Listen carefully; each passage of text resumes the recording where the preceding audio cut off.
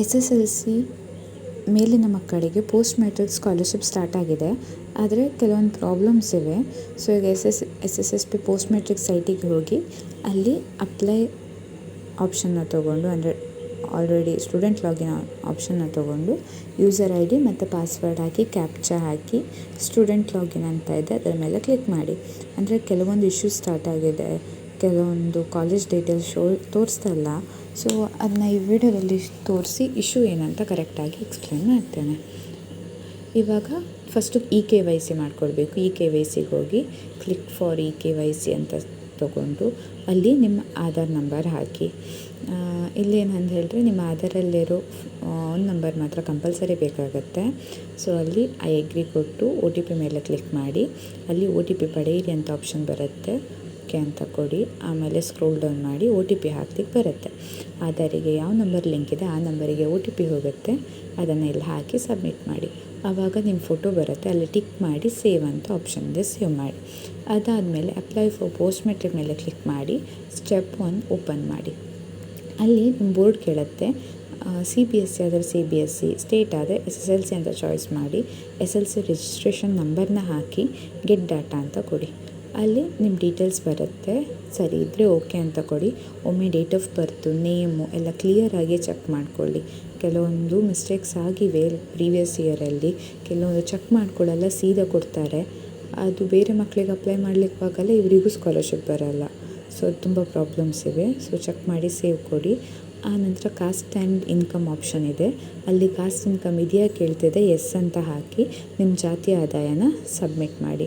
By chance ನಿಮ್ಮ ಹತ್ರ ಇಲ್ಲ ಅಂದರೆ ನೋ ಅಂತ ಹಾಕಿ. ಬಟ್ ನೋ ಅಂತ ಹಾಕಿದರೆ backward classes SC ST scholarship ಸಿಗಲ್ಲ. ಅಲ್ಲಿ ಕೇವಲ ಡಿಸೆಬಿಲಿಟಿದು, ಆಮೇಲೆ ನೆಕ್ಸ್ಟು ಆಲ್ರೆಡಿ ಅಂದರೆ ಕಟ್ಟಡ ಕಾರ್ಮಿಕರದ್ದು ಸಿಗುತ್ತೆ ಅಷ್ಟೇ. ಡೀಟೇಲ್ಸ್ ಆಗಿ ಗೆಟ್ ಡೀಟೇಲ್ಸ್ ಕೊಡಿ, ನಿಮ್ಮ ಡೀಟೇಲ್ಸ್ ಎಲ್ಲ ಶೋ ಆಗುತ್ತೆ. ಅದೆಲ್ಲ ಒಮ್ಮೆ ಚೆಕ್ ಮಾಡಿಕೊಂಡು ಸರಿ ಇದ್ದರೆ ಸೇವ್ ಡೀಟೇಲ್ಸ್ ಅಂತ ಕೊಡಿ. ಕಾಸ್ಟ್ ಆ್ಯಂಡ್ ಇನ್ಕಮ್ ಆಲ್ರೆಡಿ ಸಲ ಚೆಕ್ ಮಾಡಿಕೊಳ್ಳಿ. ಓಕೆ, ನೆಕ್ಸ್ಟ್ ಸೇವ್ ಅಂತ ಕೊಟ್ಟಮೇಲೆ ಸಕ್ಸಸ್ಫುಲಿ ಸೇವ್ ಆಗಿದೆ ಅಂತ ಡೀಟೇಲ್ಸ್ ಬರುತ್ತೆ, ಓಕೆ ಅಂತ ಕೊಡಿ. ಆಮೇಲೆ ನೆಕ್ಸ್ಟ್ ಸ್ಟೆಪ್ ಇದೆ ಪರ್ಸನ್ ವಿತ್ ಡಿಸೆಬಿಲಿಟಿ ಅಂಥೇಳಿ. ನಿಮ್ಗೆ ಏನಾದರೂ ಇಶ್ಯೂ ಇದ್ದರೆ, ಡಿಸೆಬಿಲಿಟಿ ಇದ್ದರೆ ಎಸ್ ಅಂತ ಕೊಡಿ, ಕಾರ್ಡ್ ನಂಬರ್ ಹಾಕಬೇಕು UDIDದು. ಇಲ್ಲ ಅಂತ ಹೇಳಿದ್ರೆ ನೋ ಅಂತ ಕೊಟ್ಟು ಸೇವ್ ಕೊಡಿ. ಆಮೇಲೆ ನಿಮ್ಮದು ಪರ್ಸ್ನಲ್ ಡೀಟೇಲ್ಸ್ ಫಿಲ್ ಮಾಡಲಿಕ್ಕಿದೆ. ಅದರಲ್ಲಿ ನಿಮ್ಮ ಮೊಬೈಲ್ ನಂಬರ್ ಆಲ್ರೆಡಿ ಇರುತ್ತೆ, ಸೊ ಇಮೇಲ್ ID ಒಂದು ಹಾಕ್ಕೊಳ್ಬೇಕು. ಆಮೇಲೆ ಡಿಸ್ಟ್ರಿಕ್ಕು, ತಾಲೂಕು, ನಿಮ್ಮ ಅಸೆಂಬ್ಲಿ ಅಂದರೆ ವಿಧಾನಸಭಾ ಕ್ಷೇತ್ರ ಯಾವ್ದು ಬರುತ್ತೆ ಅದು, ಪಿನ್ ಕೋಡು, ಆಮೇಲೆ ಪರ್ಮನೆಂಟ್ ಅಡ್ರೆಸ್ ಹಾಕಬೇಕು. ಕೆಲವೊಂದು ಏನಾಗಿರುತ್ತೆ ಅಂತ ಹೇಳಿದ್ರೆ ಪರ್ಮನೆಂಟ್ ಅಡ್ರೆಸ್ಸು ಅವರದ್ದು ರೇಷನ್ ಕಾರ್ಡ್ ಲಿಂಕ್ ಆಗಿರೋದಿರುತ್ತೆ. ಅಂದರೆ ಈಗ ನಿಮ್ಮ ಅಮ್ಮಂದು ration card head of the family ಇದ್ದರೆ ಅವರದ್ದಿರುತ್ತೆ. ಅದೆಲ್ಲದು ರಾಂಗ್ ಇದ್ದರೆ ಸೊ ನೋ ಅಂತ ಕೊಡಿ. ನೋ ಕೊಟ್ಟು ಅಲ್ಲಿ ಅಂದರೆ ಡಿಸ್ಪ್ಲೇ ಡೀಟೇಲ್ಸ್ ಆರ್ ಕರೆಕ್ಟ್ ಅಂತ ಆಪ್ಷನಲ್ಲಿ ನೋ ಕೊಡಿ. ಅಂದರೆ ಕೆಲವೊಮ್ಮೆ ಅಮ್ಮ ಹೆಡ್ ಆಫ್ ದಿ ಫ್ಯಾಮಿಲಿ ಇದ್ದರೆ ಬರುವಾಗ ವೈಫ್ ಆಫ್ ಅಂತ ಬಂದು ನಿಮ್ಮ ಫಾದರ್ ನೇಮ್ ಬಂದಿರುತ್ತೆ. ಸೊ ಅದನ್ನು ಕರೆಕ್ಷನ್ ಮಾಡ್ಕೊಳ್ಬೇಕು. ಸೊ ನೋ ಅಂತ ಕೊಡಿ. ಸೊ ಡಿಸ್ಪ್ಲೇ ಅದು ಫುಲ್ ರೀಕ್ರಿಯೇಟ್ ಆಗುತ್ತೆ.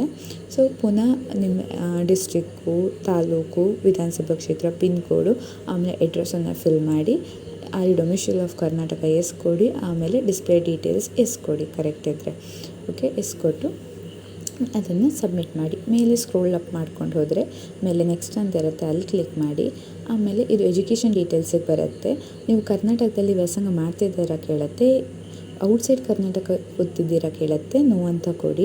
ಆಮೇಲೆ ನೀವು ಫಸ್ಟ್ PUC ಈಗ CBSE ಬೋರ್ಡ್ ಆದರೆ ಅಥವಾ ಸೆಕೆಂಡ್ PUC ಬೋರ್ಡ್ ಆದರೆ ಎಸ್ ಅಂತ ಕೊಡಿ. ಅಲ್ಲಿ ಏನಂತ ಹೇಳಿದ್ರೆ ನಿಮ್ಮದು ಸೆಕೆಂಡ್ ಸ್ಟೆಪ್ಪು ಚೇಂಜ್ ಆಗಿ ಬರುತ್ತೆ. ಅಲ್ಲಿ ಅಟೆಸ್ಟೇಷನ್ ಅಂತ ಆಪ್ಷನ್ ಇದೆ.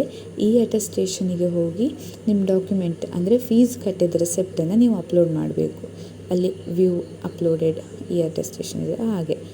ಅದಂತ ಹೇಳಿದ್ರೆ ಕಾಲೇಜಿಂದ ಅಟೆಸ್ಟೇಷನ್ ಮಾಡಿಕೊಡ್ಬೇಕು. ನೀವು ಕರ್ನಾಟಕ ಸ್ಟೇಟ್ ಬೋರ್ಡ್ ಆಗಿದ್ದರೆ ನೋ ಅಂತ ಕೊಡಿ.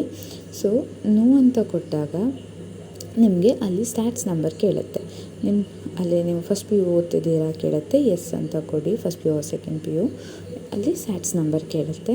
ಸ್ಟ್ಯಾಟ್ಸ್ ನಂಬರ್ನ ಹಾಕಿ ಗೆಟ್ ಡಾಟಾ ಅಂತ ಕೊಡಿ, ನಿಮ್ಮ ಡೀಟೇಲ್ಸ್ ಬರುತ್ತೆ.